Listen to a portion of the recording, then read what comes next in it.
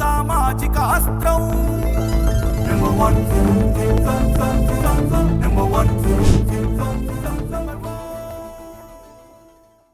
Welcome to number 1 news. నేను నందిని.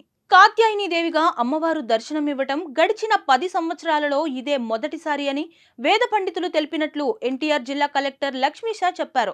నవరాత్రులలో 4వ రోజు అయిన గురువారం కాత్యాయని దేవిగా దర్శనమిస్తున్న అమ్మవారిని దర్శించుకున్న అనంతరం దుర్గగుడి ఈవో సీనా నాయక్ తో కలిసి మీడియాతో మాట్లాడారు.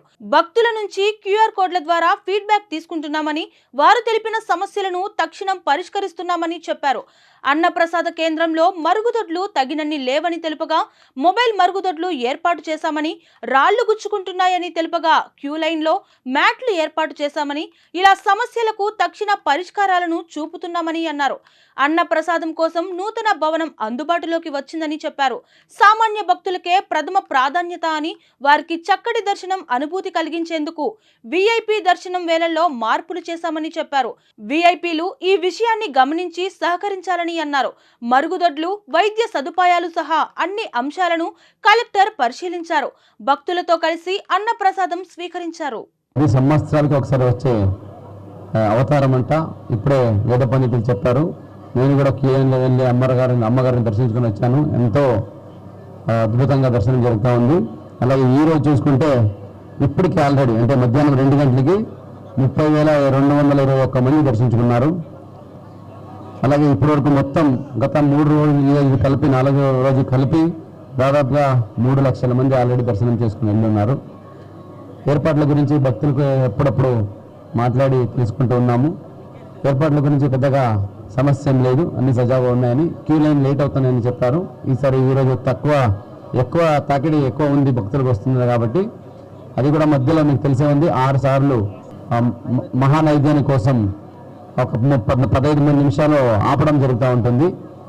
ఎర్లీ మార్నింగ్ తెల్లారుజామున 3 గంటలకి, ఉదయం 6 గంటలకి, మళ్ళీ 12 గంటలకి, మళ్ళీ 4 గంటలకి, మళ్ళీ సాయంత్రం 6 నుంచి 7 గంటలకి, 6:30 to 7:30 సాయంత్రం.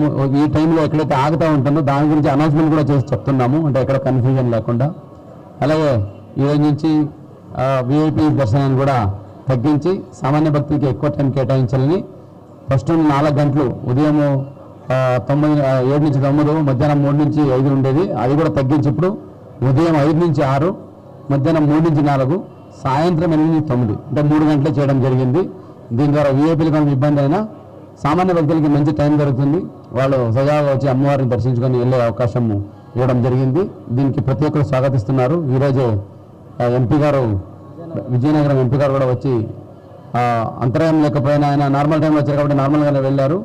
అంగర్వాకిల్ని చూసుకొని వెళ్ళి ఎంతో సంతృప్తి వ్యక్తం చేశారు. ప్రతి ఒక్కరు ఈవెన్ ప్రజాప్రతినిధులు కూడా వచ్చి అలాగే వెళ్తున్నారు కాబట్టి అందరూ స్వాగతిస్తున్నారు. ఈ మెసేజ్ మీ ద్వారా కూడా అందరికీ వెళ్ళాలి. ఫస్ట్ నుంచి మనం ఒకటే చెప్తున్నాము, సామాన్య భక్తులకి పెద్దపీఠం వేయాలని.